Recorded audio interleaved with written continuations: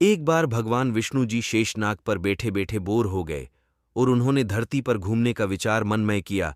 वैसे भी कई साल बीत गए थे धरती पर आए और वह अपनी यात्रा की तैयारी में लग गए। स्वामी को तैयार होता देखकर लक्ष्मी मां ने पूछा, आज सुबह सुबह कहाँ जाने की तैयारी हो रही है? विष्णु जी ने कहा, हे लक्ष्मी, मैं धरती लोक पर घूमने जा रहा हूं। तो कुछ सोचकर लक्ष्मी मां ने कहा, हे देव, क्या मैं भी आपके साथ चल सकती हूं? भगवान विष्णु ने 2 पल सोचा, फिर कहा, एक शर्त पर। तुम मेरे साथ चल सकती हो। तुम धरती पर पहुंचकर उत्तर दिशा की ओर बिल्कुल मत देखना। इसके साथ ही माता लक्ष्मी ने हां कह के अपनी बात मनवा ली। और सुबह सुबह मां लक्ष्मी और भगवान विष्णु धरती पर पहुंच गए। अभी सूर्य देवता निकल रहे थे। रात बरसात होकर हटी थी। चारों ओर हरियाली ही हरियाली थी। उस समय चारों ओर बहुत शांति थी और धरती बहुत ही सुंदर दिख रही थी।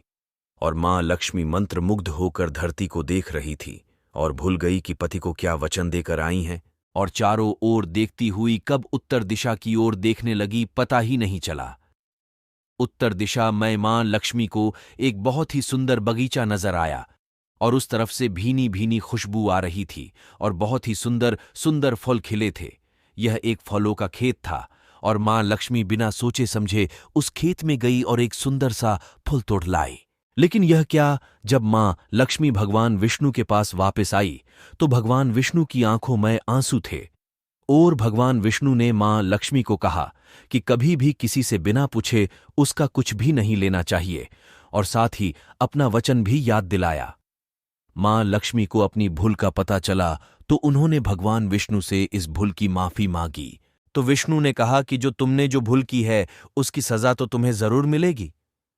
जिस माली के खेत से तुमने बिना पूछे फल तोड़ा है, यह एक प्रकार की चोरी है। इसलिए अब तुम 3 साल तक माली के घर नौकर बनकर रहो। उसके बाद मैं तुम्हें बैकुंठ में वापस बुलाऊंगा। मां लक्ष्मी ने चुपचाप सर झुकाकर हां कर दी। आजकल की लक्ष्मी थोड़े थी और मां लक्ष्मी एक गरीब औरत का रूप धारण करके उस खेत के मालिक के घर गई। घर क्या, एक झोपड़ा था और मालिक का नाम माधव था। माधव की बीबी, 2 बेटे और 3 बेटियां थीं। सभी उस छोटे से खेत में काम करके किसी तरह से गुजारा करते थे। मां लक्ष्मी जब एक साधारण और गरीब औरत बनकर जब माधव के झोपड़े पर गई तो माधव ने पूछा, बहन, तुम कौन हो और इस समय तुम्हें क्या चाहिए? तब मां लक्ष्मी ने कहा, मैं एक गरीब औरत हूं। मेरी देखभाल करने वाला कोई नहीं। मैंने कई दिनों से खाना भी नहीं खाया। मुझे कोई भी काम दे दो, साथ में मैं तुम्हारे घर का काम भी कर दिया करूंगी। बस मुझे अपने घर में एक कोने में आसरा दे दो। माधव बहुत ही अच्छे दिल का मालिक था। उसे दया आ गई, लेकिन उसने कहा, बहन, मैं तो बहुत ही गरीब हूं। मेरी कमाई से मेरे घर का खर्च मुश्किल से चलता है। लेकिन अगर मेरी 3 की जगह 4 बेटियां होती तो भी मैंने गुजारा करना था। अगर तुम मेरी बेटी बनकर जैसा रूखा सूखा हम खाते हैं उसमें खुश रह सकती हो तो बेटी अंदर आ जाओ। माधव ने मां लक्ष्मी को अपने झोपड़े में शरण दे दी और मां लक्ष्मी 3 साल उस माधव के घर पर नौकरानी बनकर रही।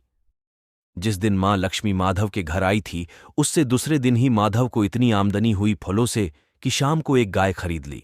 फिर धीरे धीरे माधव ने काफी जमीन खरीद ली और सबने अच्छे अच्छे कपड़े भी बनवा लिए और फिर एक बड़ा पक्का घर भी बनवा लिया। बेटियों और बीबी ने गहने भी बनवा लिए और अब मकान भी बहुत बड़ा बनवा लिया था। माधव हमेशा सोचता था कि मुझे यह सब इस महिला के आने के बाद मिला है।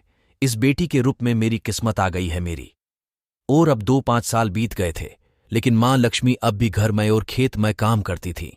एक दिन माधव जब अपने खेतों से काम खत्म करके घर आया तो उसने अपने घर के सामने द्वार पर एक देवी स्वरूप गहनों से लदी एक औरत को देखा। ध्यान से देखकर पहचान गया, अरे ये तो मेरी मुंह बोली चौथी बेटी यानी वही औरत है। और पहचान गया कि यह तो मां लक्ष्मी है। अब तक माधव का पूरा परिवार बाहर आ गया था और सब हैरान होकर मां लक्ष्मी को देख रहे थे। माधव बोला, है मां, हमें माफ कर। हमने तेरे से अनजाने में ही घर और खेत में काम करवाया है। मां, यह कैसा अपराध हो गया है। मां, हम सबको माफ कर दे। अब मां लक्ष्मी मुस्कुराई और बोली, है माधव, तुम बहुत ही अच्छे और दयालु व्यक्ति हो। तुमने मुझे अपनी बेटी की तरह से रखा, अपने परिवार के सदस्य की तरह से। इसके बदले मैं तुम्हें वरदान देती हूं कि तुम्हारे पास कभी भी खुशियों की और धन की कमी नहीं रहेगी। तुम्हें सारे सुख मिलेंगे जिसके तुम हकदार हो। और फिर मां अपने स्वामी के द्वारा भेजे रथ में बैठकर बेकुंठ चली गई।